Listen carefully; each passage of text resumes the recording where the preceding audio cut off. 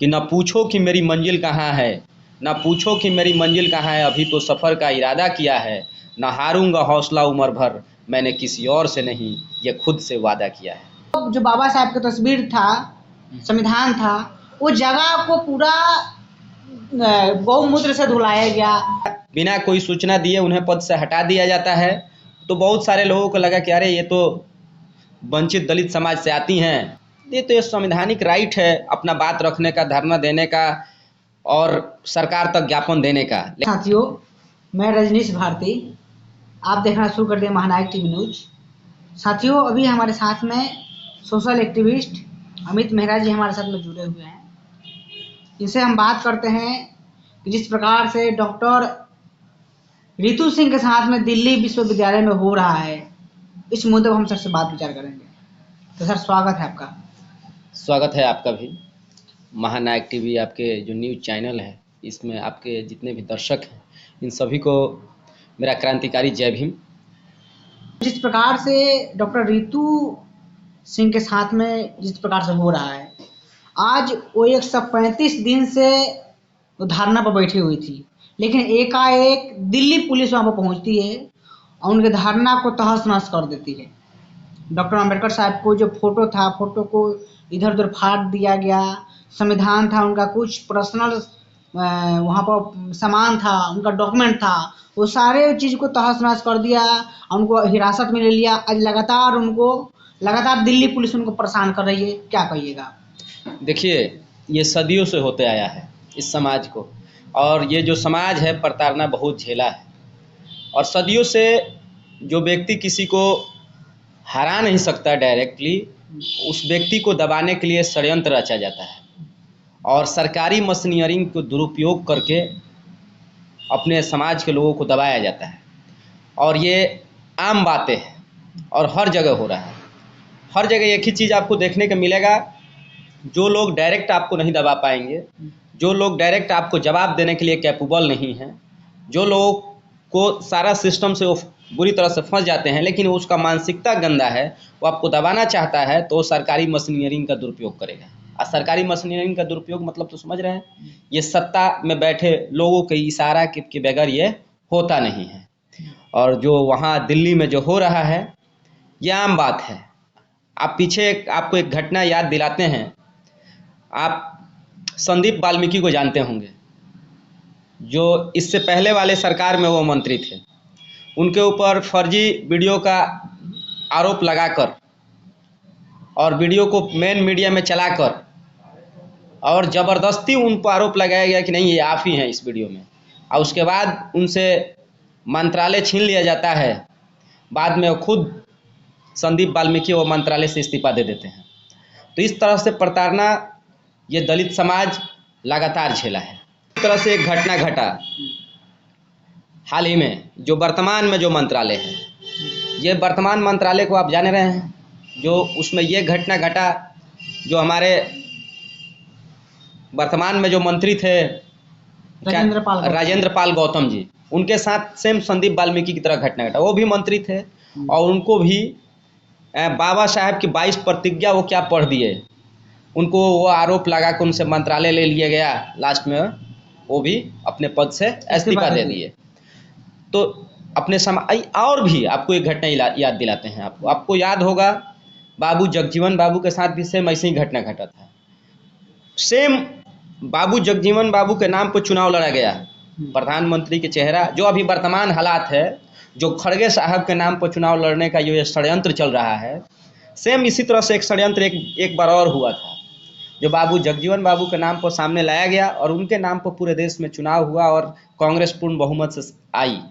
लेकिन अब उन्हें प्रधानमंत्री न बनाया जाना है, इसके लिए उन्होंने षड्यंत्र रचकर उनके बेटे को फर्जी वीडियो झूठ वायरल कर दिया गया, गलत वीडियो, और उन पर आरोप लगाकर किसी तरह से पद नहीं दिया गया।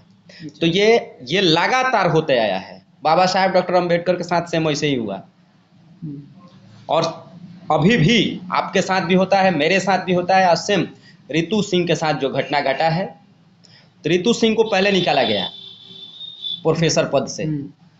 प्रोफेसर से पहले उन्हें हटाया गया, बिना कोई सूचना दिए उन्हें पद से हटा दिया जाता है।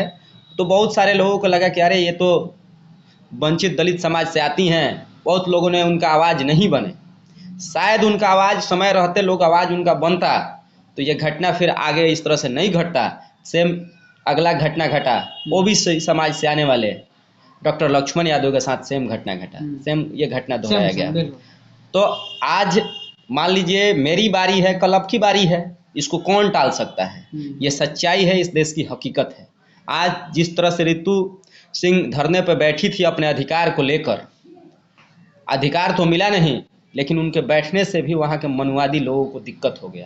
एक मिनट रुकिए सर, यहाँ पर देख लीजिए कि जहाँ पर वो बैठी थी वहाँ पर अपने साथ में बाबा साहब के, जिस प्रकार से बाबा साहब के ऐसे तस्वीर था, फोटो था, और प्लस वहाँ पर संविधान था, और उनको एकाएक जब फ्रेश होने के लिए जाती है तो जब उधर फ्रेश होने के लिए उनके जितना भी टीम के लोग था सारे लोग को अरेस्ट कर लिया गया। उनके टेंट में जितना भी उनका सामान था वो सारी चीज़ को ले लिया गया बिना इजाज़त से। आज और एक और बात कि वहाँ पर जो बाबा साहब का तस्वीर था, संविधान था, वो जगह को पूरा गौमूत्र से धुलाया गया, गंगा जल के पानी से धुलाया गया।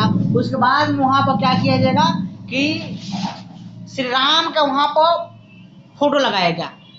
तो कैसे देख रहे हैं रितु सिंह का तो बयान आया है, आप भी सुने ही हैं कि हमको आपके श्री राम से हमको क्या दिक्कत, लेकिन इस तरह से जो तुम षड्यंत्र कर रहे हो, बाबा साहब के जहाँ पर तस्वीर है उस जगह पर हटाकर शुद्धिकरण करवा रहे हो और तुम वहाँ श्री राम का तस्वीर लगा रहे हो, उनका स्टैचू रखना चाह रहे हो, तो ये तुम दंगा फसाद करना चाहते हो। देश में तुम दो धारी तलवार की तरह तुम वार करना चाह रहे हो। जब तुम्हें मालूम है कि इस देश में कॉन्स्टिट्यूशन लागू है, संवैधानिक ढंग से ये देश चलता है, और तुम मनुवादी ढंग से तुम अपना जो सिस्टम चला रहे हो, तो कहीं ना कहीं तुम सरकार के आड़ में इस तरह के घटना कर रहे हो। और ये सारी बातें अपने देश के तमाम लोगों को समझने की ज़रूरत है। मुख्य रूप से जब वक्त आता है तो अपने ही लोग इस बात को भूल जाते हैं। वक्त क्या है सबको मालूम है, तो वक्त का इंतज़ार करिए, यूनाइट होकर रहिए, और रितु सिंह का आवाज़ बनने की ज़रूरत है। और रितु सिंह की तरह ये घटना, ये आम बातें हैं, इससे आगे भी आपको कई घटना आपको और देखने को मिलेंगी, आप तैयार रहिए इसके लिए। रही बात बाबा साहब के, तो जितने मनुवादियों ने बाबा साहब की प्रतिमा को तोड़ने का, हटाने का कई तरह का षड्यंत्र रचा, लेकिन उसी मनुवादियों को मालूम होना चाहिए कि पूरे भारत में अगर सबसे ज़्यादा किसी का स्टैचू है तो बाबा साहब डॉक्टर अम्बेडकर का स्टैचू है। तो वो जितने आरोप लगाते रहेंगे, वो जितने षड्यंत्र रचते रहेंगे, अपना विचारधारा दबने वाला नहीं है, ये विचारधारा आगे बढ़ेगा। सबसे ज़रूरत है शिक्षा को। शिक्षा समाज में आ रहा है, लेकिन सही दिशा में शिक्षा का यूटिलाइज नहीं हो पा रहा है, जिससे समाज में परिवर्तन आ सके। एक और वहाँ पर सर एक और घटना उत्पन्न हो रहा है कि लगातार जहाँ वो धरना पर बैठी हुई है, उस धरना पर सर दिल्ली पुलिस आती है, वहाँ पर उनको अरेस्ट करके हिरासत में लेती है, फिर छोड़ती है, फिर वहाँ पर जब वो कमजोर करना चाहती है, धरना देने के लिए वहाँ पर जाती है, तो उनको धरना देने नहीं दे पाते हैं, वो लोग वहाँ पर ताला लॉक कर देते हैं। ये तो संवैधानिक राइट है अपना बात रखने का, धरना देने का और सरकार तक ज्ञापन देने का, लेकिन इसके बावजूद भी सरकार को ये सिस्टम नहीं पच रहा है, क्योंकि ये बातें पूरे देश में जा रहा है और ये बात रुक जाए कम समय में, इसके लिए सरकार का बहुत मिलीभगत षड्यंत्र है। दिल्ली सरकार का और केंद्र सरकार की मिलीभगत षड्यंत्र के माध्यम से ये टोटल प्री प्लान के साथ वहाँ हो रहा है, रितु सिंह के साथ जो हो रहा है। लेकिन मैं सब लोगों से गुजारिश करूँगा कि आपके अगर दर्शक दिल्ली तक होंगे और वो सुन रहे होंगे तो वहाँ पर कम से कम रितु सिंह के लिए आवाज़ बने, वहाँ ज़रूर जाएं, उनके धरना में उन्हें शामिल हो, क्योंकि हर आदमी को अपने हिस्से का काम करना चाहिए और मैं भी अपने एक हिस्से का काम करता रहता हूँ। हर आदमी को एक ठान लेना चाहिए कि कम से कम मैं अपने हिस्से का काम अवश्य करूँ।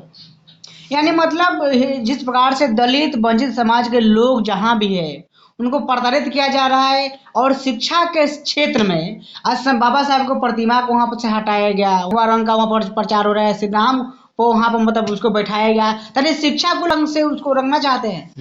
शिक्षा को वही गोमूत्र और जो उन लोगों का अपना एक जो षड्यंत्रकारी जो रवैया चलता है, जो सच को एक्सेप्ट कर नहीं सकते हैं तो गलत चीज़ों से वो दबाना चाहते हैं। तो ये कब तक तुम दबाओगे? मेन मीडिया से लेकर तमाम पूरे विश्व देखता है कि तुम कितने पागल हो, जाहिल हो, तो ये सारे सिस्टम समझ रहा है। इसलिए मैं बार बार एक बात दोहराऊंगा कि हर इंसान को अपने हिस्से का काम करने की अभी ज़रूरत है। हर आदमी अपना अपना जिम्मेवारी समझ लेगा तो आवाज़ ज़रूर बनेगा। इसलिए मैं एक लाइन कह कर मैं अपने बात को समाप्त करूँगा कि न पूछो कि मेरी मंजिल कहाँ है, न पूछो कि मेरी मंजिल कहाँ है, अभी तो सफ़र का इरादा किया है। न हारूंगा हौसला उम्र भर, मैंने किसी और से नहीं, ये खुद से वादा किया है। बहुत बहुत धन्यवाद। तो साथियों देख सकते हैं, मैं सर से तमाम मुद्दों पर बात विचार किए। पूरा बात आप लोग को कैसा लगा कमेंट करके प्रतिक्रिया बताइए। वीडियो फेसबुक पेज पर देख रहे हैं, पेज को फॉलो कीजिए। यूट्यूब चैनल पर देख रहे हैं, चैनल सब्सक्राइब कीजिए। जय भीम, जय भारत।